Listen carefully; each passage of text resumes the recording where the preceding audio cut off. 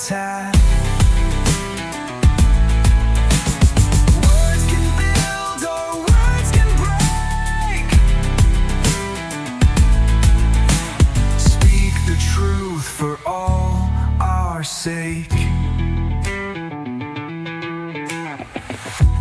A hand that feeds can also bind, but peace can free a restless mind. Fix the cracks, don't paint them bright. The world's not whole without the fight.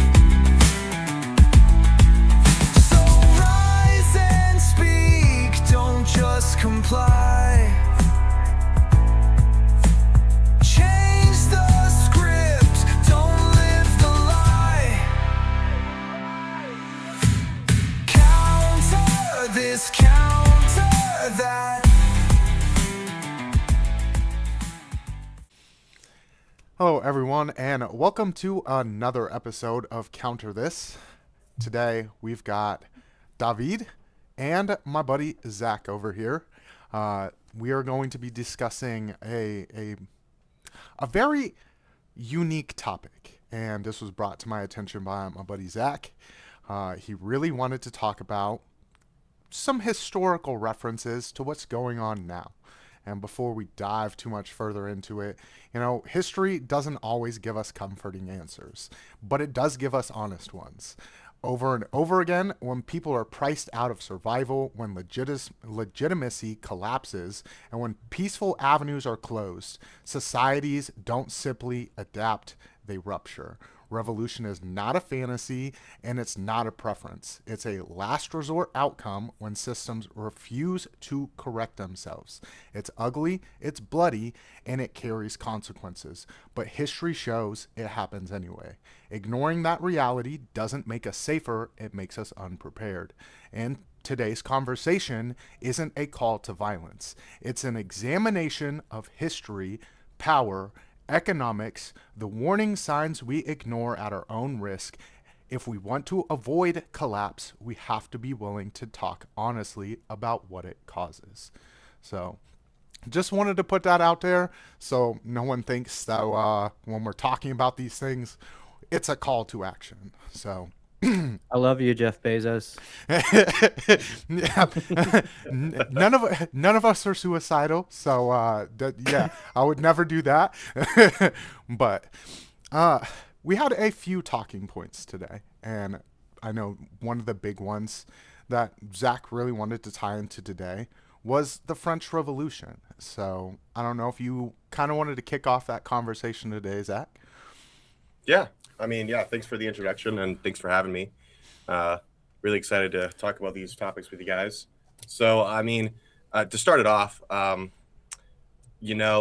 most of what we see, it didn't start as a plot to become necessarily evil. It started as addressing a problem. And through addressing all problems, corruption can really have an effect on the outcome. So, specifically to today's world, we're seeing where, people are being locked into, against their will, really, social classes, very, very similar to the French Revolution, where nobility and first, second, and third classes you were born into. So it's really interesting that we can, dive deeper into how that all started and how it ended and the similarities between today's world. So I know, Chris, you had mentioned that, history, you really took a deep dive down there. I'll let you kind of break us off with how it started, and we'll kind of spitball from there. Oh, yeah. I heavily research before most of my shows. So, when we're looking at French history, it really has a few kickoff points that are really highlighted on the French Revolution. And one of those first ones is May 5th of 1789, where you have the meeting of Versailles. And this was a meeting between just your noble class.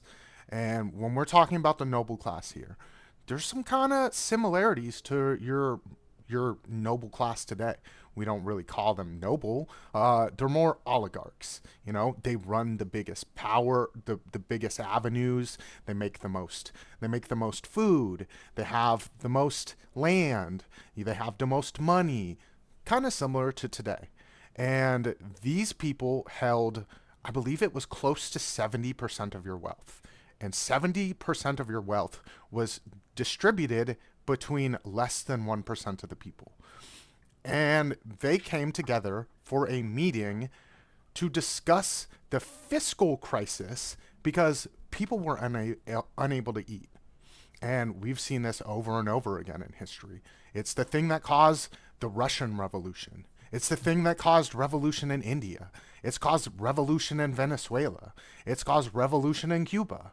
Like, this is the tipping point that they always get scared of.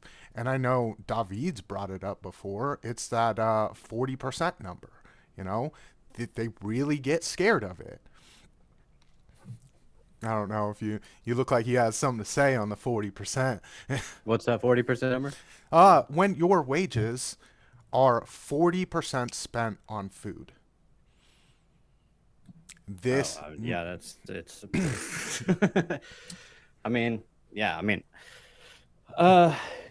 like it's not it's definitely it creates that little struggle. I mean, how are you supposed to get by when, you know, your wages, 40% of your wages are just spent on food? And then, you know, it just creates just this whole little, I mean, it's really going back to the whole, you know, French Revolution times when it's like you kind of artificially create those social classes, and it's just like there's no way to really get ahead.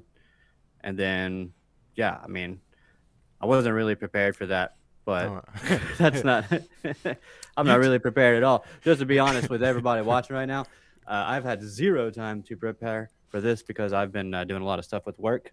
For our normal viewers, they'll probably know that already. Yeah, so I'm going to do my best to just it's best to just let me chime in when I feel like I can talk about something. Your face But, yeah. said your face was saying something when I said 40%. So Oh, it was saying, oh, you mentioned my name? What? yeah. I'm listening now. But But yeah, I'll be able to pick apart things, you know. I'll probably have more questions because I want to, for me, it's going to be like asking, for lack of a better word, experts or people that have researched it, asking, I think, important questions to kind of help the viewers understand maybe a little better. So we can dig a little deeper on things. And I think that'll be better than just trying to kind of like preach or lecture to people or whatever it is, you know. So, and I'm here for entertainment value. So here we go. sounds good. Well, The interesting point there, Chris, is especially with the 40% number, is revolutions don't start because people are poor.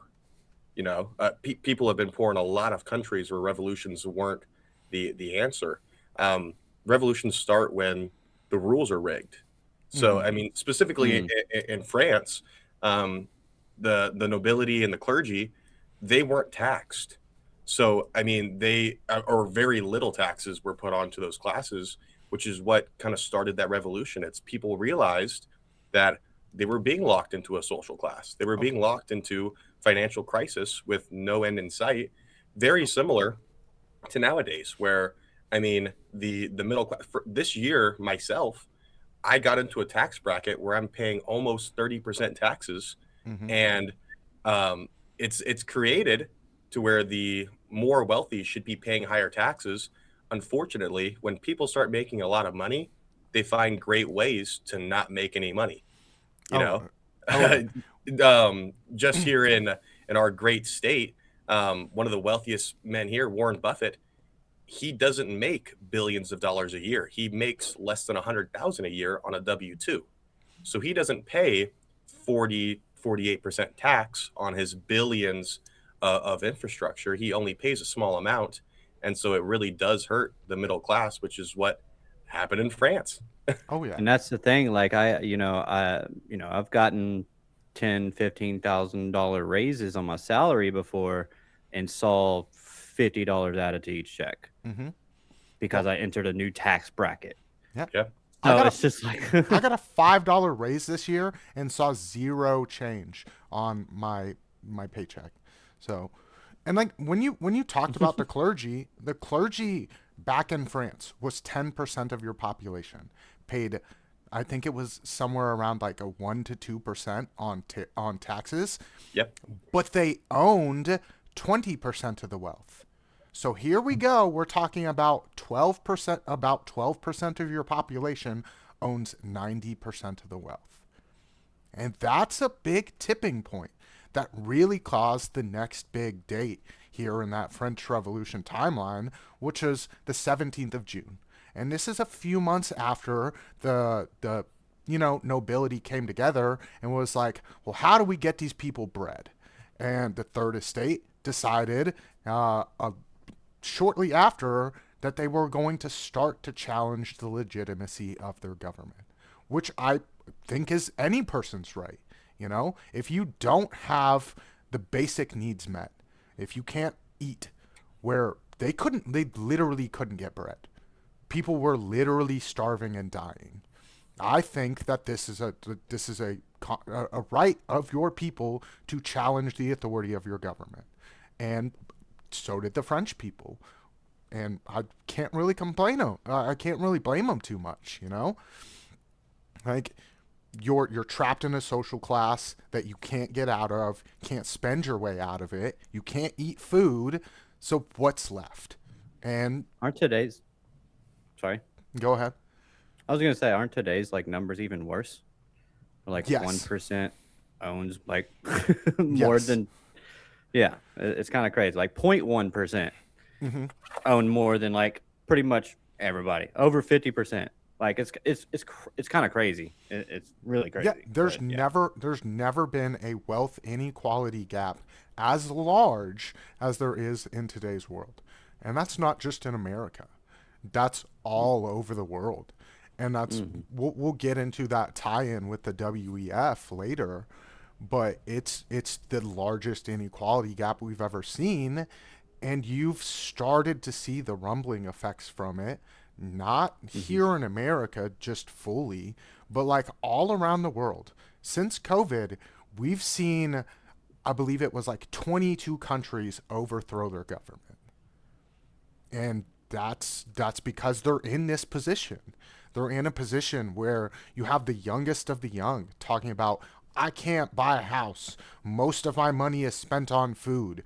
All I do is work all day long, and then I come home and like the whole world looks like it's burning, and they're really frustrated. And that's how the people in France were in the 1780s, all the way up to that them declaring their own independence and throwing a giant bloody revolution to topple their government.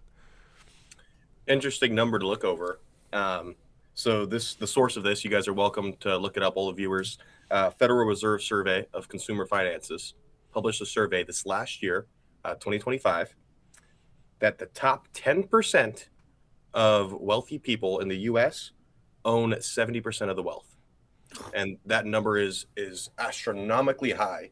And then the even more interesting statistic that they also released was the bottom 50%, so 50% below, which would be, I would assume everyone in this column below us, only own 2 to 3% of the wealth, which is absolutely atrocious. I mean, comparing those numbers to the French Revolution, I mean, I would agree, David, we're worse.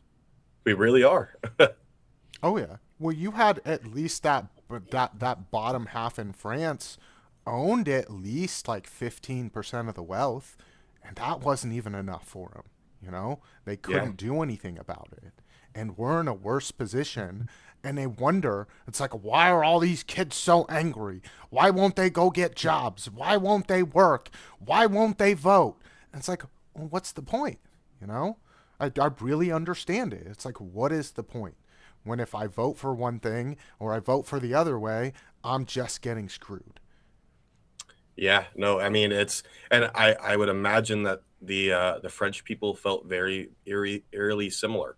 I mean, It's also very interesting to look at that a lot of those clergy members and the nobility, um, they are the ones who created, consumer priced goods.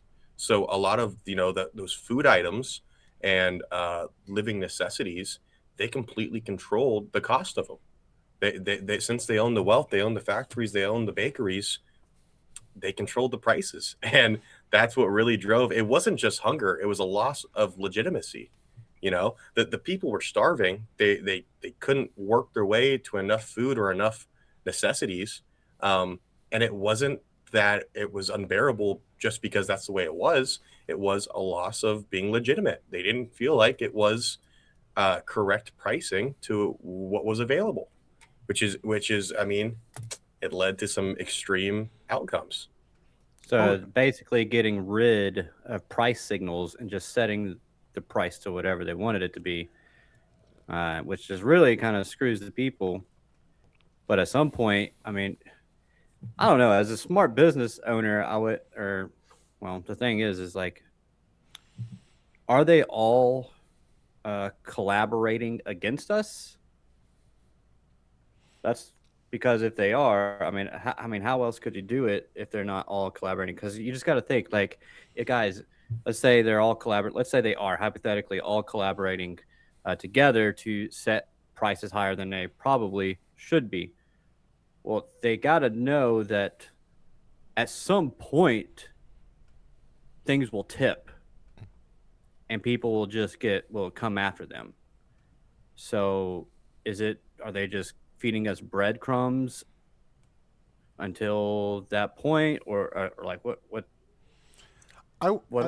the end goal for them? Do they even care? Are they trying to buy Greenland so they can build their own little paradise? See, and and that's when you're tying it into today and buying Greenland. Honestly, when you're talking about tying in Greenland, it's expanding your economy. You're forcing your economy to grow, which is injecting more liquidity into the system and kind of keeps things afloat, which is why you saw those empires always expanding. You had to expand. And that's that same thing we're in now. I wouldn't say they're collaborating and it's all a big conspiracy, unless you're talking about like the WEF and making a new economic means of production and distribution, which is not even they're not even colluding. They're openly telling you what they want to. They're openly telling you what the goal is and how we're gonna get there, and just they don't care if you like it or not. But when you're talking about France, it's this isn't collusion. This is just all of these people kind of have the same economic interests and they all seem to align together. And that's where you see things like in COVID, where it's did they were they all making this conspiracy, or did all of their economic, their most profitable route end up being in the same, all in line with each other? Were they lying to us a little bit, but also at the same time, the best route for them economically just happened to be fucking all of us over? It's very similar to, I mean, think about the oil companies, right? Do they all collude together and say, this is the price we want to set gas at this week? No, but they all have their best interest in mind. They say, well, if I go too cheap, the other people have to go just as cheap to compete with pricing. So if we all, let's say, not work against each other, it works in the best benefit for all of them. And it was very similar in France with the nobility and the clergy. It's not that they were saying, oh, let's really keep these guys poor as much as possible and charge them the most amount for bread. It was more, I'm not competing against my neighbor who has the same interests in mind. And because and it's very eerie as well, because I think that larger companies may have learned from the French Revolution, and they now know that they can't push people to that tipping point. It's part of history learning. But I think that the French nobility, if they would have seen that if they were pushing too much, they probably would have lessened up on the amount of social lock. which in turn would have stopped the revolution. And that was just something they didn't see coming because it went so quickly. And that's something in today's world with a lot of the larger companies that are producing capitalistic and consumer prices. They understand that if prices get too much or too high, that there will be, complete lockout or a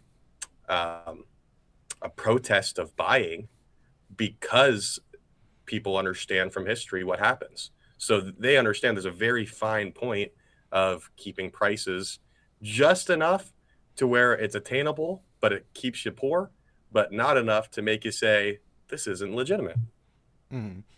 And like John Locke talks about it a lot, where like the actual legitimacy of governments and being able to challenge the legitimacy of governments and having you have to have an alternative to challenge the legitimacy of a government though. And when you don't have the ability to have an alternative, or there's not a readily available alternative, you just kind of screwed, and this is where it goes. Which is why he lived through a lot of this, and he talked about a lot of this. And if we had listened to him a little bit more, maybe we wouldn't be in some of the positions that we're in right now. But sadly, we don't seem to learn from history as a populace, and it's a tough point to talk about. Or we learned the wrong things from history. Yeah, there's that too. Well, yeah, I would say they learn what not to do, but not to put us in similar situations. Again, I go back to, I think that some of these major consumer corporations, they've realized that if you go too far, that's what happens. So they know that there's a very, very fine point they have to stay at. It's almost like, I know you guys probably remember, 10 years ago, going to Walmart to buy a flat screen TV, they were, hundreds of dollars to go get a nice flat screen. Now you can walk in Walmart and you have prices ranging from $85 to $800, and you can get a nice brand new flat screen anywhere in between. And, those companies understand that if you make something affordable enough and attainable enough for the consumer population, you can keep them poor, and they don't feel like they're poor. They feel like they have enough things to not start a revolution. Oh, as I've heard him say it before. I no longer watch him. Well, he said it in a debate recently, and I'm totally not progressive or anything, but Cenk Uygur of the Young Turks was talking about how specifically that like Democrats, he says like the conservatives, they'll just screw you outright. The Democrats, they do like a little what's called a pressure relief valve. He's like they'll just give you the crumbs to kind of keep you from coming after them, just enough. And it's that's kind of like tying that into this whole thing. It's like maybe they'll bring down prices on things just enough to kind of just open up that pressure relief valve so people don't freak out. And I think that's a valid point. And so that's definitely, just go and look at it. It's almost what they do, man. It's just like, oh, there's a little bit of unrest going on. Let's give a little bit of a tax break, maybe kind of just chill, but enough to kind of ease the burden just enough so that people don't just completely freak out. But then, at some point, at what point is it just not enough? And I think we are probably, we could be approaching that, but anyways. Well, it's at the point where they have enough wealth where, the WAF and all of the stakeholders that are in the stakeholder capitalism plan, where it's like, well, we have enough of the wealth that you literally can't do anything about it, even if you wanted to. You can moan and cry and revolt, but like, there's all of us, and there's nothing you'll ever be able to do. And that's that goal. That's why they're not over that tipping point. That's why they won't press it. And they can afford to lose. That's the difference. Is in the French Revolution, they couldn't afford to lose. If they lessen things up, the classes would have changed drastically over a very short period of time because there was so little amount of wealth. And it's the same now, that because 2 to 3% of the wealth is owned by 50% of the lower taxes, um, they can afford to lose 10% in a quarter, and it doesn't affect because the inflation is higher than what they lose. Hmm. Our money keeps going up. It's very similar, David, to um, pushing out 2 or 3 stimulus checks. It's very eerily similar to where, hey, things are getting a little tight. Let's push out $1,500 checks over the next couple months.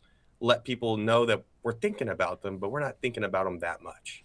Oh yeah. Well, and it's very And, oh, Machiavellianism. and they don't know that it's a secret tax on them later Oh. down the road. But Oh anyways, yeah. Well, that's the best part, you know. It's like, hey, we pretended like we cared, and we screwed you by doing it. at the same time, yeah. You, Well, you and- could have put the $1,500 into an S&P index fund and made your little 5 or 6% and would have owed more taxes. Oh yeah. That's the disgusting part about it, is you actually would have lost money. Hmm. And so it's actually kind of ridiculous that the majority of the public is so blind to saying, "Oh, the government is trying to help." No, they're not. I mean, they're actually helping themselves more by keeping you happy. Well, and it's Machiavelli at its core, where he really talked about this, where it's we should wish to be both loved and feared, but by far the greater of the two is to be Is loved, fear. and it is fear, but and there's a point in that, and it's you want to be loved, but where you can't be loved, you need to be feared, and that's that you need that duality of it, and if they make you scared enough to revolt, but they also throw you those breadcrumbs so you don't revolt, then they win until their system is in place. And they just have to do it long enough. You know, you keep doing it, because they don't have a short-term goal. It's not a short-term vision. If they're all dead and this plan is still in motion, they're happy because their kids are going to be the ones inheriting it. It doesn't matter to them if it takes 50 years or 150 years. Their goal is their goal. And at that point, when they achieve their goal, it's not going to matter. We're going to be more locked out than the French were during the French Revolution. And there will be nothing we can do about it. And that's what they learned from the French Revolution. What are we going to learn from it, you know? So the interesting part, I would say, is back in the French Revolution times, it was actually harder to keep those classes locked. It was very, very easy to leave. It's not like people were locked in the country and didn't have access to information or doing their own things. Nowadays, it's becoming very interesting because of electronic visas, digital currency, digital banking, and then the day and age of technology. If people don't like you enough, if you are making too big of an impact against the priorities of some of these larger stakeholders or larger companies, they can stop you, and they can stop you very, very fast. And it's almost scary because they have more power hidden under the guise of freedom. Mm-hmm. And that is the crazy thing is, you can get denied visa, you can get denied business licenses, you can get denied trademarks and all of that stuff based off of one person having a relationship that they've had with another company for hundreds of years through family wealth and generational wealth. It's making it a lot more difficult to break these classes. And that's why, they have so much power that they don't necessarily show or need to use.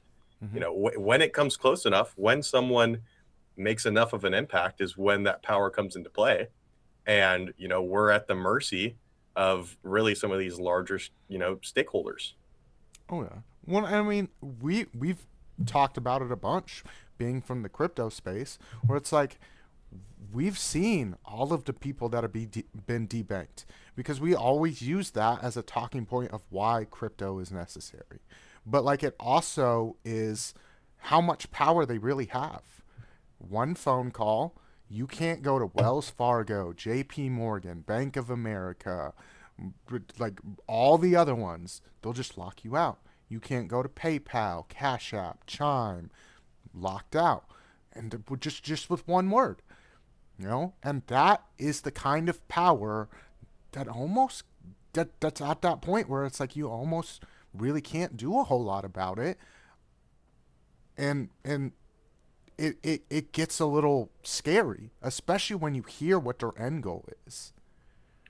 I still, uh, I'm still, I love crypto. I love Bitcoin. But part of me still feels like it's some kind of giant psyop. It's like, just to give us that little bit of hope, that kind of stuff that we pretty much have been talking about this whole time. That's kind of what I think about. I'm like, oh, here you go. Here's $1,500 stimulus, and then you got a technocrat Elon Musk over here going, "Hey, buy Doge," right? And then because he probably owns a ton. You put your money in, crashes it, sells it off. It's just like sometimes I feel like we're just playing their game. And I don't know. I could be wrong, but it's just something that's always in the back of my mind when it comes to crypto. And that's probably more of a lack of complete understanding of the technology. So that's where I rely on BC.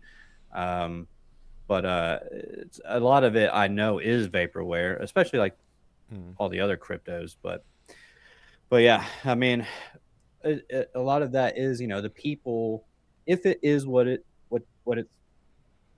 the narrative of it is, it's the reaction to the system. I mean, that's what crypto is. It's like we are reacting to our monetary reality, and we are trying to fix it by decentralizing it and getting it out of the hands of those elite, of the Fed.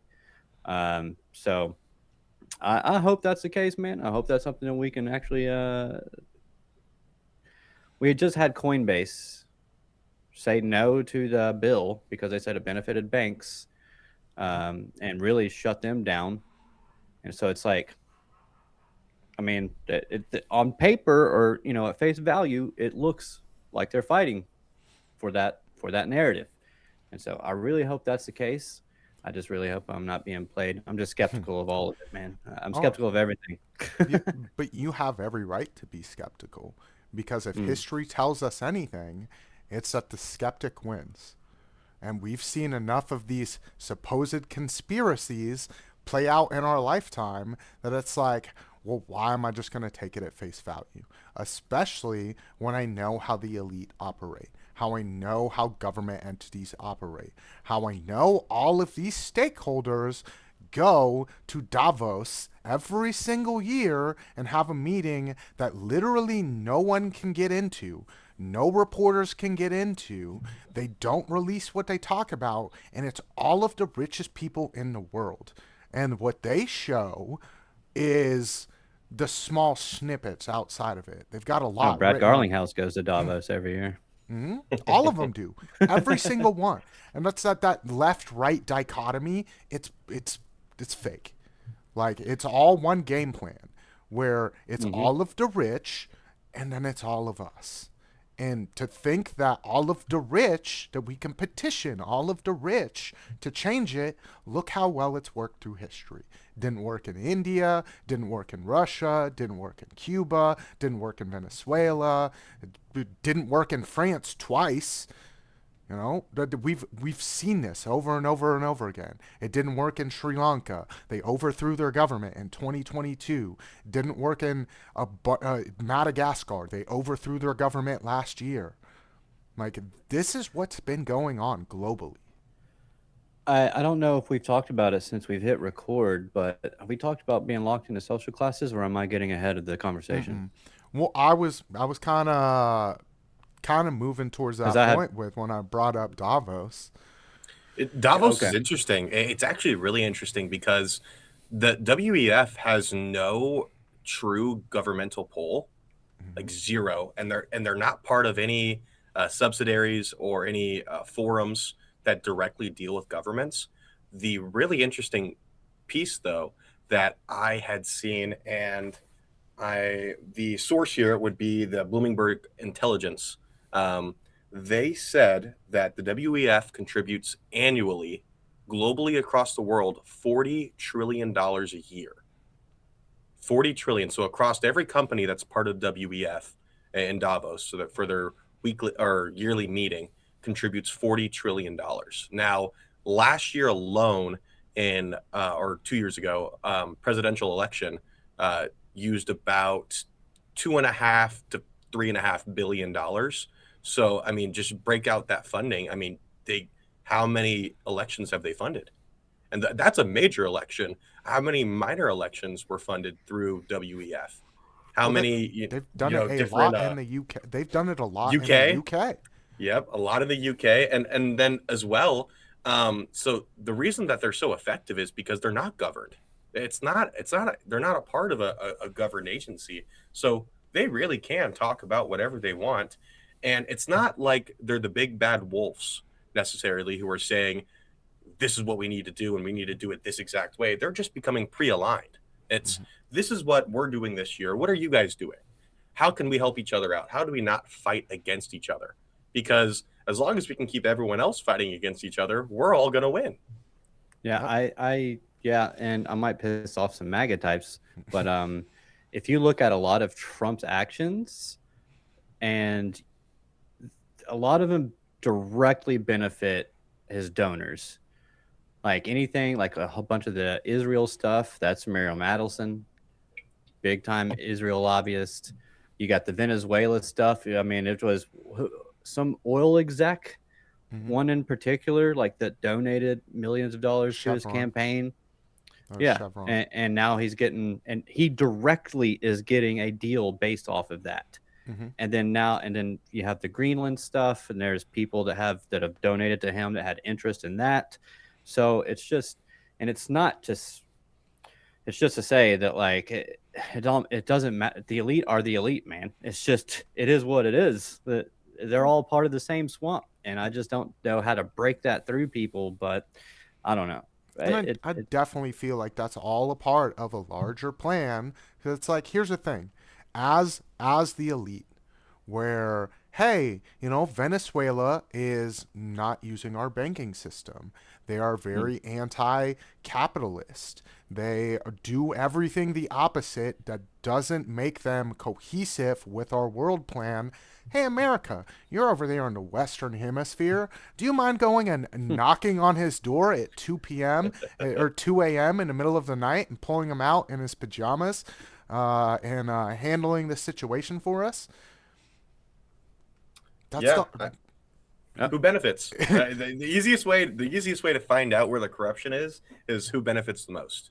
And in the case of Venezuela, the amount of oil. So I saw there that they have the production of producing, I think it was 500,000 barrels a day currently, with the amount to produce over 2.5 billion barrels a day. To me, that screams like someone's going to benefit from holding oil value there. Now, I don't know who that direct benefactor is, but someone can benefit from it. Well, and I mean, the world's going to benefit from it if that enters like more of a world stage, Yeah. Where it's like all of the elite can benefit from this if this is in the right hands. And that's the game they play. Even though it's like, hey, controlled opposition, we're going to complain that you did this, but none of us recognized Maduro as the legitimate president anyway. So while we complain in the front, thank you, Mr. President, for taking care of this problem for us. Yeah, we could get on the topic of free election in Venezuela for multiple hours. And to get back to David, I mean, if you want to go down the Israel spiral hole, I mean, that's another 12-hour podcast. There is more than enough topic of conversation there. That would probably have to be a Rumble episode. Yeah. And again, I really do love myself. I would never, jump off a chair. I'm just saying I would never do that. So.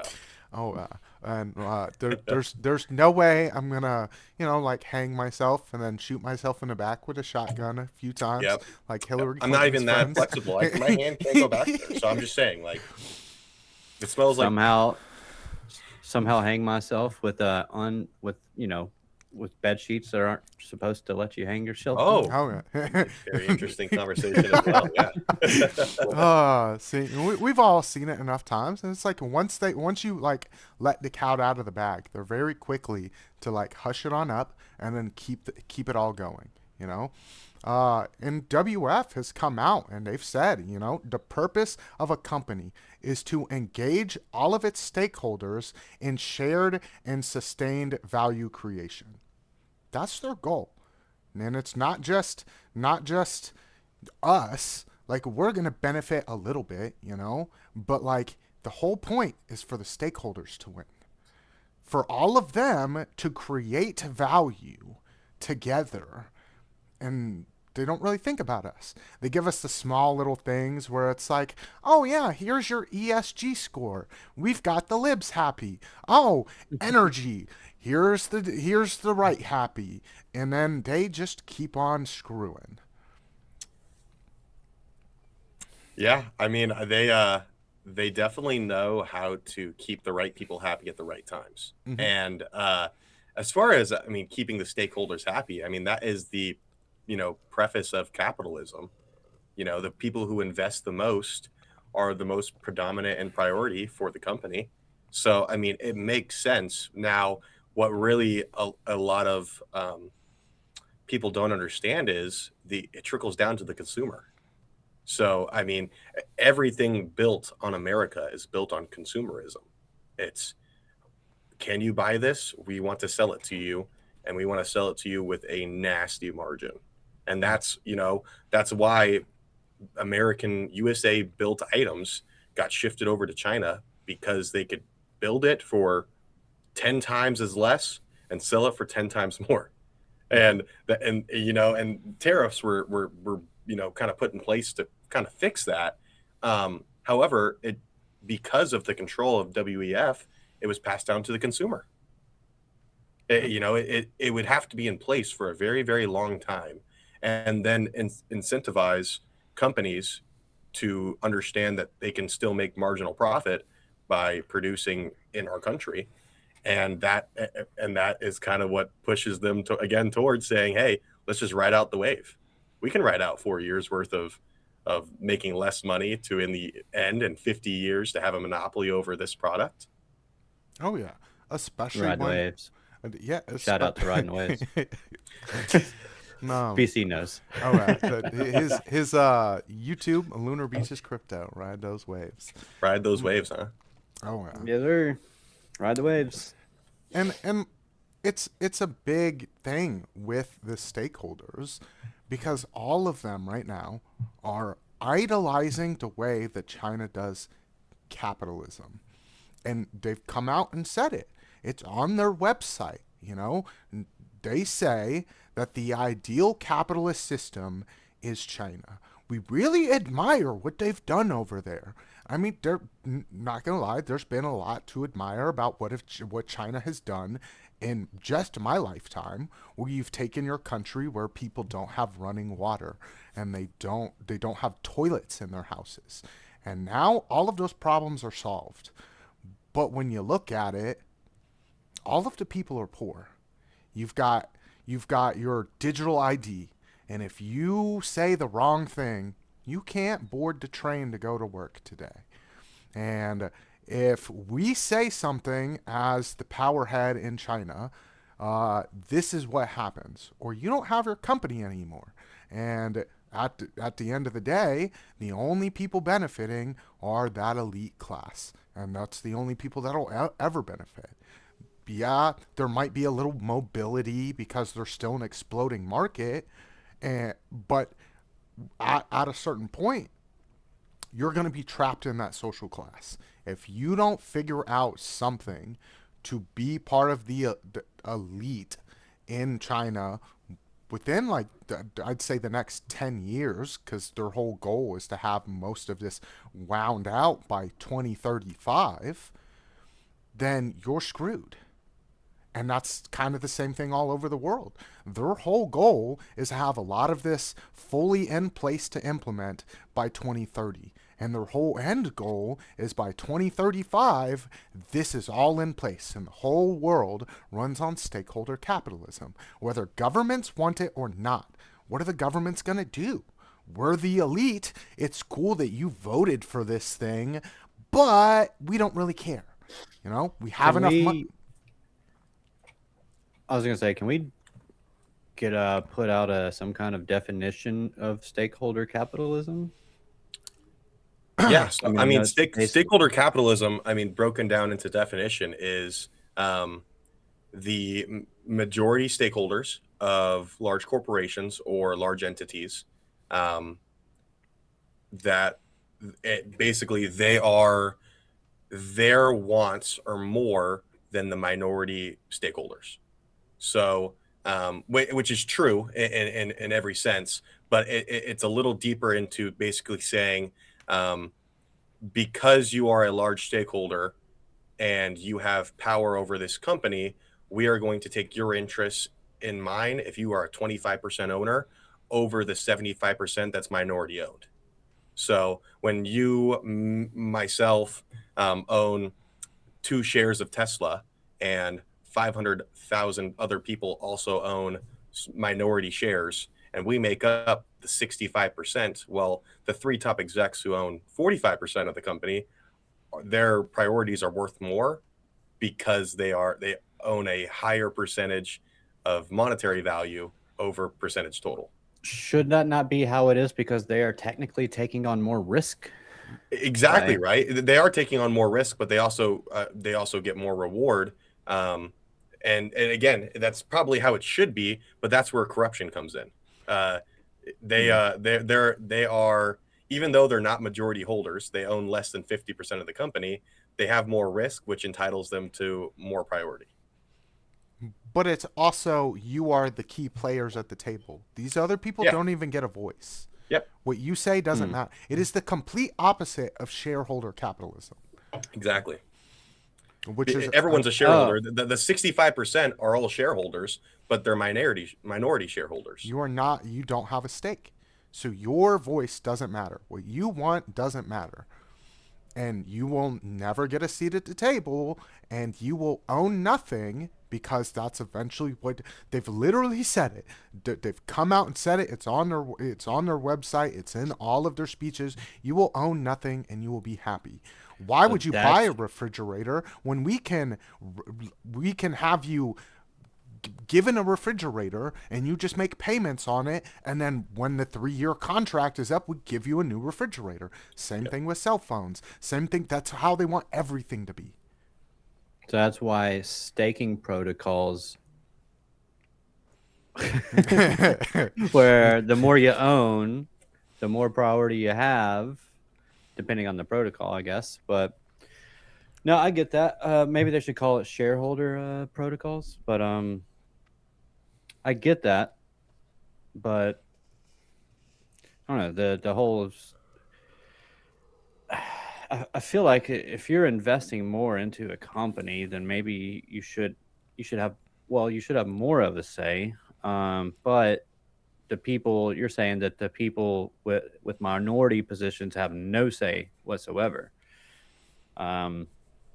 Which, I mean, how many of the minority holders are holding because they're just holding, like, how many of them actually understand how the business works? How many of them actually understand how the product gets, produced and put to market? How many of them actually understand how to grow, even just grow a business? How many of them are just putting their money in so that they can just make money? Like, I don't know. The incentives are definitely different. So I don't know. I guess I need more of an argument against that. Counter this. That's the whole point. According to being a shareholder, I mean, really what you are essentially is you're a bank account. You are putting up capital. Even being a majority stakeholder, it's not your job as a 45% majority stakeholder to tell the company how to push out a product or make it better, or R&D, or X, Y, and Z. It's your job to put up capital because you believe in the product and that Mhm. you believe it's going to go places. And then you put people in place, CEOs, CFOs, head of designs. Those are the people who are hired based off of your capital to continue to push that product. So to me, it matters less that because you put up more financial risk, that you should have a majority or a more of a say in what happens with that company and what happens with the capital, because you're in the same position as the minority shareholders. You are a bank account, and you are putting your trust in the executives of the company to bring that company to fruition. And so when you start giving those stakeholders and shareholders, the majority ones, say over prioritization of the company, that's where corruption comes in, because they have outside um, incentives to either, push. Maybe, for instance, you are a construction company that builds skyscrapers, and you are investing in a company that uh, builds wood, and you say you need the wood to be a certain price so your construction company can build houses cheaper. Now, the majority shareholders who have minority stakes, they don't agree, and they say, well, we want our company to make quality wood that's, expensive, and, has a good quality name behind it. And as a minority major stakeholder, you need the price to be cheaper. So there's an outside incentive for you to push priorities into that company so you can benefit outside of it. Hmm. Well, and I mean, There's also I was just gonna say, as a poor, you're putting up more of your dollar hmm than they like Yeah. than they are. Like 10% of my money is much bigger to me than 10% or of their money, if that makes sense. Like I Yep. $10 to $100 compared to $100 compared to $1,000 compared to $10,000. Like these are dramatically different as far as my way of life, Yep. or my financial. You have Uh, per percentage wise, you have a much larger stake in that company than any of these other people will. And you bank on that company succeeding and doing well and being profitable and providing a good product to the consumer and not screwing people over in any kind of ways, much more than that large stakeholder ever will. And that's why we really saw ESG be a massive thing. ESG was a big push by Davos. They wanted environmental social governance, and it was their big thing. And also, along with it, they had, oh, well, we also want to hire more diversity hires. And that was the big thing back then. They pushed for all of that. That's why you saw it pop up in literally every single company, because that's what these stakeholders are pushing for. And when it ceased to be profitable and they couldn't really push those bones anymore, when you destroy Target and your stake doesn't matter anymore, then the company's kind of, like, okay, well, we're not going to listen to the stakeholders right now. That's not what they want. ESG made it too, where smaller companies can't afford to meet compliance. Hmm. So it monopolizes the market. You It couldn't makes even it get an so, ESG yeah, score. they can't even get it. Yeah, no, the compliance costs too much for companies that are, have a net value of less than $15 million. They can't meet the compliance of ESG. Therefore, they can't grow. It Hmm. creates a monopoly over the larger corporations, the people who can afford to do ESG compliance. And, then you take away a free market. Yeah. Now, how does,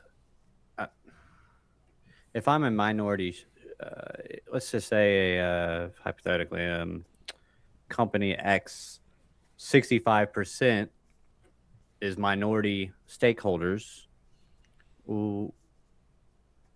What what would I mean if 65% pulled their money out, would that not hurt them? Or like in that part of the free market, it's kind of like, well, you don't have to invest in the company. I mean, And if you don't like the way they're doing things, you can take your money out. Which is what Uh, happened with like Target, but their whole point is to not even have the minority stakeholders having that. So it won't matter if you take your money out or not. Your money's not even going to be in there anymore. You will own nothing and you will and be be happy. happy. And if the 65% pulled out their money, all that happens is the stock price goes down and people with more money buy it. Mm-hmm. And now instead of only owning 45%, they own 90%. And they True. got it for pennies on the dollar. So I mean, in fruition, they want that to happen. They want you to pull your money out. Yep. And then put it nowhere. And then They want you to spend it. They want you to spend it on consumerized products, so you don't have money to get into those power positions. So like it is a nasty goal. And the system that they're trying to build is not a system that is in accordance with freedom, that is in accordance with you owning your own home and building a family and having your offspring there, and then just enjoying your daily life. Like you'll be happy. Yeah, I got a big flat screen TV. It was only $300. Well, that's what they want. That's why you can go to Walmart and buy a $300 70-inch flat screen TV. Never seen that before in my life, but they're all out there now. You can go buy a really cheap gaming system for your son so that he's all quiet in his room and not paying attention. We've got all the social media pushing all the same things, and you're not a stakeholder in it, and you will never be a stakeholder in it. And it's an enclosed system that they're designing, and that they've openly talked about it. It's all over their website. Don't believe me? Go check out the WEF website. It is absolutely despicable to anyone that values freedom. Freedom always has a cost. What is it worth? Mm-hmm. And I'm willing to pay a higher cost. Yep. I'm willing to go through some of the same things that we've seen through history to make sure that we're not screwed. To push back, to have opposition that is always there against these agendas, because it's not compatible with the ethos of being human, with having anything like being an American. It's absolutely against it.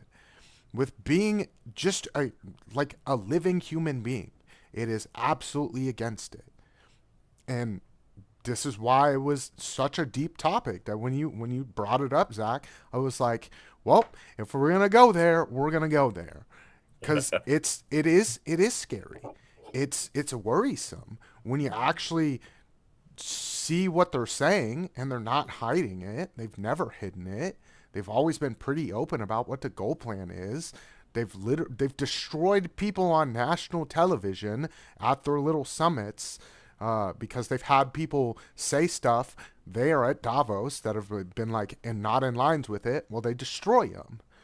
The company gone. You can't participate in a capitalist workplace. You don't have a company. You don't have a bank. They've done this. Are you referring to a gentleman known by Yi? Mm-hmm. Because I mean, he took it very extreme, but he kind of unveiled what they can and can't do with Adidas. I mean, that's kind of he took it to the most extreme version possible, but it basically said, you can't stop me. I can do what I want. You can't do this. They tried to. They locked his bank accounts. They locked his funds. They took his company business. They did everything they could to stop him, and because of free speech, he was able to continue to spread the narrative of look what they're doing, and eventually rode the wave and got out of it. But it was eye-opening to see that someone who is a multi-billionaire, multi-industrial, multi-cultural person that was shut down, and that person has more pull than anyone in this podcast right now, and the majority of the people in the world. So it's very eye-opening to see what happens when you piss off the wrong people. Well, they've also shut down other people too, and I mean they debanked, what was it, Brad Garlinghouse, who came Yep. out in opposition of the banks and the banking institutions and the things that they were doing, just to expose it. I mean, they've also, I can't remember what the person's name was, but at the WEF, this was a broadcasted thing, was up on stage and literally started just railing against the WEF. And they shut him down and they took his business and all of it. Like, you were no longer a part of this capitalist system and you will no longer be a stakeholder. I'd have to do more research on it, to find his name. But this is Go what, ahead, sorry. this is what they want. If you are not going to play ball, if you have complaints against the fact that we're going to take away freedoms, that people are going to eat bugs, they've literally said it, that you're going to own nothing and be happy, that all you're going to be is a happy little consumer, then they'll take it all away from you. Just to play devil's advocate on a couple of these, Adidas, hearing one of their people that they sponsor, literally a German company, literally say, "I love Hitler," might have something to do with, his departure with the company. Well, And the whole "you will have nothing and be happy" was an essay written by a kid in a school. Now, granted, the WDF did post it on their website, so but they were explaining how they would see the future, where it was everybody just kind of shares everything kind of deal, and it was just kind of like, you will own nothing and be happy. Like, you won't own it, but that's because we'll all be sharing in abundance of wealth.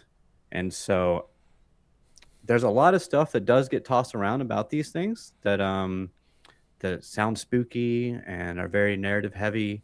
When you look into them, it's like, okay, this wasn't really what it was. And it's not saying WEF doesn't do the things that that we're talking about today. It's just that, like, there's some things that I like to kind of question some narratives that get put out there about different things, and I've always tried to look for because I'm just like, well, I mean, if they don't let us even listen in, then I mean, something's going on there. That's one thing. But also, if they don't, I don't know anything about the story that you just brought up, so I can't speak on that. But I can speak on the things that I have looked into and that I have seen and heard. And so, and it's not that I disagree. The show is literally counter this. It's just, I've got to put in my own things that I've looked into myself and kind of counter some narratives. But I don't know. I don't know about the whole eating bugs thing. That's something I haven't looked into. But what happens when you want more? Like, if you want, so when the wealth is spread around so much, where we're going to give you these things because we're so wealthy, and we want to keep everyone, for a better word, for lack of a better word, fair or equal. What happens when you work harder than your neighbor? And you want more than your neighbor. You want more, or you want better.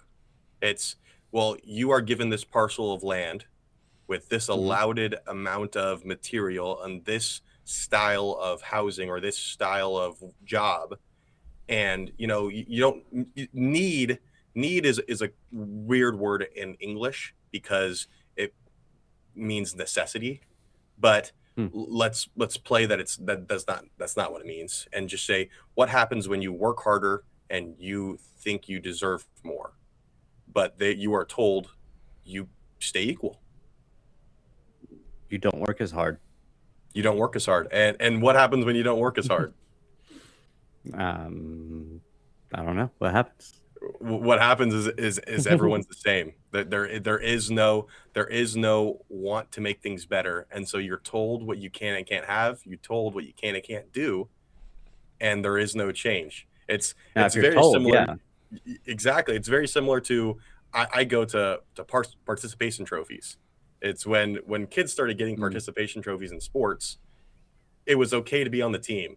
And it doesn't matter if you're the best or if you're the worst, you get a participation ribbon. And it stopped the art of competition, of people wanting to better things. So if I feel like I want to better my country or better my family or better my company, but no matter what I do, I'm treated equal and given equal everything, why would I want to make things better? It takes away the drive. Does That's so why I said it's anti-human. when I started playing when I was playing football when I was a kid, everybody on the team at the end we did have a banquet and everybody did get a participation trophy. However, there were other trophies. There was MVPs. There was just those that excelled more got bigger and better trophies. And as far as like kids go, these are kids. I don't know. They're kids. You don't see participation trophies in high school. You don't see participation trophies in college. Like that's But not you do how it now. works. My You do high now. school, Do my you? high school, my Yeah, high no, school yeah, had participation Yeah, trophies. you get participation trophies in high school sports now. What?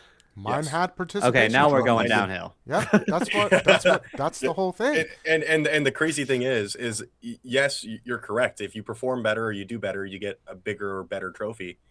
Mhm. Those are worth less. Even though you might be the only one to get the All-American, All-Pro trophy, okay. The other 10 guys on the team or the other 12 guys on the team, they're fine with getting their participation trophy. They said, at least I got a trophy. They don't want to be any better. Oh. They go, if at least I get something.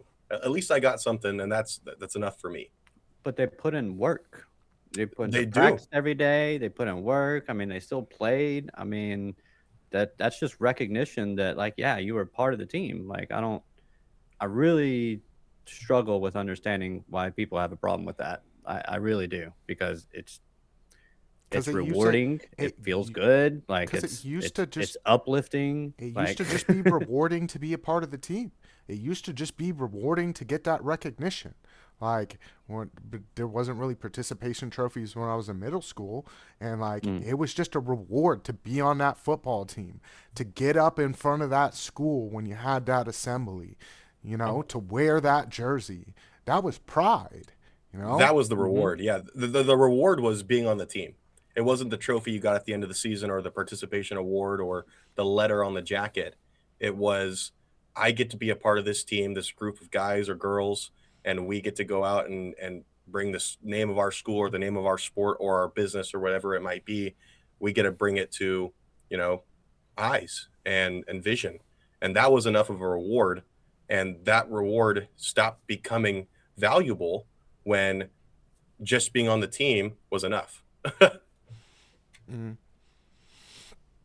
And this is by design. A lot of this is by design, where it's this is the system we want to teach you about. This is how it's going to be. This is where it's all heading. And AI is really going to help them with a lot of this. Where it's like, you don't even have to work and you're going to get a participation trophy. I'm getting tired of ChatGPT placating me. Bro, That's great. Hell yeah. So shut up. Like, Hey, I'll share my I built out a one on my computer that completely runs by itself. And it's like starts out as a toddler and you have to teach it. I'll share it with you guys because I made it so it doesn't do that. Oh, it won't tell me. I did. Sometimes it tells me you're an idiot. mine. I've had to train mine to give me some pushback. Where I was like, hey, bud, this is not how we're gonna do things. You're not gonna talk to me like that. Yeah, someone shared a prompt on X for pretty much that. It was like, only give me harsh truths, brutal realities, all this stuff, and I put it in there, and it was like, it just stopped. I was like, oh, that's great. And then I lost that conversation, and I was just like, damn it. Oh. It's like I need to find that prompt again, because I'm tired of you being super nice to me all the time, Oh. or just fluffing you up, because and that's what it does, and you're like, am I really making a good decision doing XYZ, or is this thing just telling me it's a good decision, just to make me feel good? Like, I don't really like that. I like to be challenged, I like to bring up challenging stuff, that to conversations like this. I like to challenge others' views so that they can get their views out and explain them better. And, whether or not I agree, I think it's a healthy, a thing to do. It's just to challenge everything, even things that you agree with, challenge it. Like, just so that you, at the end of the day, even you have a better understanding of your own views. And I think that makes everybody a little bit better in the end. But Well, yeah, man. it is thinking spaces over safe spaces. So I completely agree. I mean, when people stop having difficult conversations, are when there's violence. That's when violence occurs, is because or lack of control of emotion.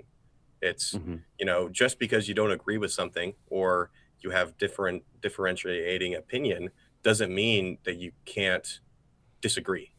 You can talk about it, and you can walk away from the conversation understanding that people think differently. They are raised differently. They're brought up differently. They have different jobs, different ideas, and it doesn't quite matter in the grand scheme of things if I think different from you.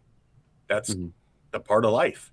Now, what changes is when you start using your emotions and stop using um, correct coping techniques, and you start committing violence, or you know overuse of emotion to get your ideas out, because that's when oppression happens. And we're seeing a Mhm. huge overslot of it right now in America, with everything going on from immigration reform to over policing. I mean, there's a lot of people out there that are saying correct things but are acting in incorrect ways. And Mhm. myself and BC had a conversation this morning, basically saying, like, if you don't like it, that's what voting's for. And I like to play a game when people come and talk to me about, I don't agree with this, or why is this the law, or why do they have these permissions? And I always go, well, who'd you vote for senator? Who did you vote for House of Representatives in this last election? And they have no idea. Nope. They voted for Party the line. party line that they feel with. And that's when I go, well, if you're wondering why laws don't change or things don't happen, is you don't know who you're voting for. You look for an R, a D, or an L, or whatever it might be, and you vote for it. And it's interesting. I'm registered independent, so I don't get to vote in the primary, but I always go and look at the voting polls, and I just do a little bit of. I like to vote for judges myself, Hmm. and I go and look at their Smart. previous rulings, as well as what they stand for, because that's where you really get a feel of where your state, your country, your county is going to head in the future. And I would say a majority of people don't understand that. And then they're angry about the choices. The outcomes of laws not changing or laws being changed are completely in their control if they spent a little bit more time understanding who they're actually voting for. One more thing on the participation trophies. I just got to say, when I got mine, it didn't feel good. Because you're a different I was like, this is generation. bullshit. Yeah, you're a different generation. Well, You're like, you what is this wanted to compete. garbage? You I wanted wanted to more. compete. Yeah, you Yeah. wanted more. Exactly. Yeah, no, that's Mhm. exactly kind of the point, is you wanted more. Now, what if we took away all of the bigger trophies and everyone got a participation trophy, whether you were good or not? That's what we're heading towards. Is there is no better trophies. There is no bigger trophies. Well, there is no If my bigger son house. brings home a participation trophy, I'm gonna be like, throw in the trash. Get rid of it. No, I don't know. That's a tough one, man. When you got kids, it's like, man, you could see, it might excite them and all this stuff. It's like, Mhm.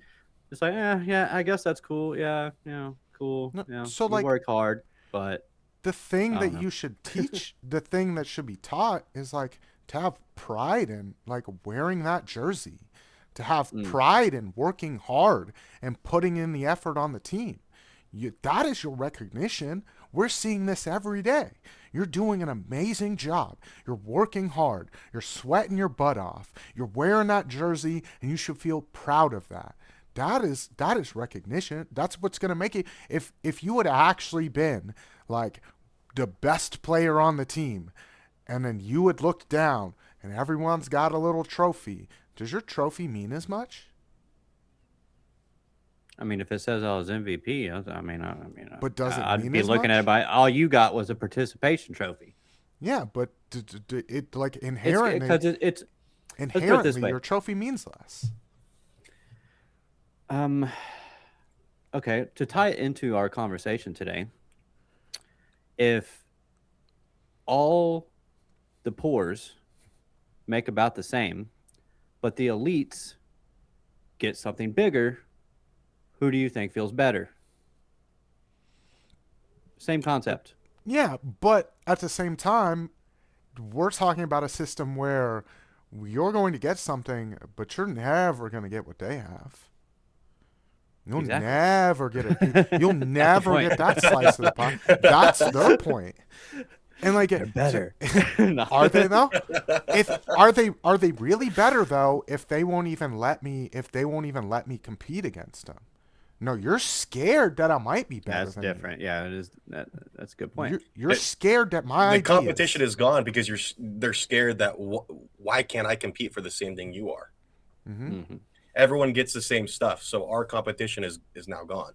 Perfect. and that's a big part of why they're shutting it down is they're scared, because like what replaces them, and they're scared of being replaced because they're gonna be that dude that just has the participation trophy. They're not gonna have crap. Their children might have to struggle. Welcome to the world, bud. You know, that's how it's always gone. It's like your network ties don't mean anything anymore. How about that? Yeah. Oh, you might have to actually have some merit. Yeah. That'd be nice. Yeah, it'd be, and that's the system I would much rather live in. Is it going to be a little bit harder? Is it a struggle? Yeah, but like, what is life if you don't have the struggle? If there's nothing that you worked hard for and then got value from, then life is worthless.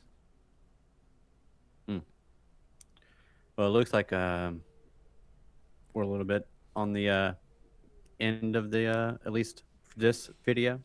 Oh yeah. I'm pretty close to my wrap up. I was like, you time. got 5 minutes, bro. And we might have to get back together to touch on a few more points of things, because Yeah, I've got my. Yeah, I'm definitely.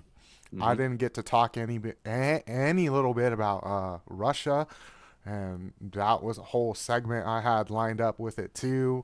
I didn't get What, to with talk all their about oligarchs and stuff? yeah. Oh, yeah. Well, and what's been going on there, and then also the history that they came from, that also deals with revolution. I didn't get to talk about India's revolution at all either, so that was a big one there too.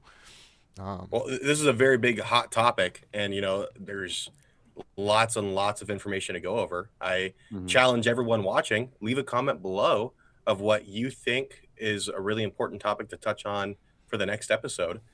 We'd love to hear your guys' information or what you took away from this episode. And if there's anything you agree with or disagree with, we'd love to hear it, and we'll definitely touch on it for the next episode. I have, pages and pages of information to go over. So I agree. I think this is a very, very in-depth conversation of what possibly could be the result of our current situation in the world. Look at Zach taking over the show. Well, if I he's love it. going to come on for part 2, that's definitely some necessary information. I feel like we And- could have some really good conversations, more than just a part 2. But yeah, Oh, Yeah, absolutely. everyone leave their top 15 favorite parts of this episode down below. We'll pick one of those, and we will go over it in depth next episode. there we Beautiful. go. And thank you for everyone tuning in. As always, We appreciate every single one that watches. Give this a little bit of a share out there if you think that more people need to hear this information. We are going to try to do more static content like this, release it during the weekdays so that you can actually have a conversation with us in the chats, because we felt like that was lacking in our shows. But David, you got anything to leave the people with? Yeah, man, this was a great conversation. I think it might have been one of our best. It was awesome. I really enjoyed Zach, man. You just killed it today, and I can't wait to have more conversations with you, man. And thank you for coming on and sharing your bit of knowledge. And yeah, man. And I look forward to the next one. And BC, I'll talk to you. Yeah, y'all take care, and thank you guys for watching. Don't forget to hit that like button, subscribe if you're new, and hit that notification bell to be notified for whenever we drop new content. And thank you all, as always, for watching. Mad love. Counter this, counter that. Freedom's more than tit for tat. Words can build or words can break. Speak the truth for all our sake. A hand that feeds can also bind, but peace can free a restless mind. Fix the cracks, don't paint them bright. The world's not whole without the fight. So rise and speak, don't just comply. Change the script, don't live the lie. Counter this, counter that.